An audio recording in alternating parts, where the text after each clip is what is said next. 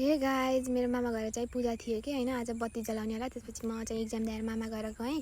अनि कस्तो भोक लागिरहेको थियो, हिजोदेखि केही खाएको थिएन। त्यसपछि खाना खाएँ अनि खिर सब्जी खाएँ। त्यसपछि यहाँ सब पूजामा आइरहेको थिएँ, बत्ती ठिक्क पार्दै हुनुहुन्थ्यो कि आमाहरूले चाहिँ। अनि यहाँ 7 लाख हो कि कति लाखवटा बत्ती जलाउनु भनेर 1 लाख हो क्या। अनि त्यसपछि आमाले यहाँ बत्ती जलाएर अनि एकचोटि घुमाउनु भयो।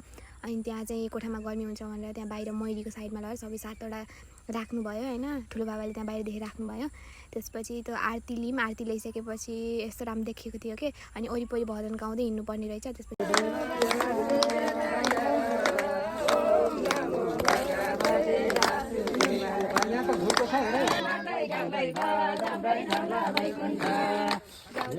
त्यसपछि यहाँ तोरण बाट्नु भयो अनि त्यो घरको छतमाथि लाउँछन् नि त, अनि त्यही भएर अनि यहाँ बुवाले चाहिँ आरती ल्याउनु भयो अनि हामीले सबैले आरती ल्यायौँ। त्यसपछि चाहिँ यहाँ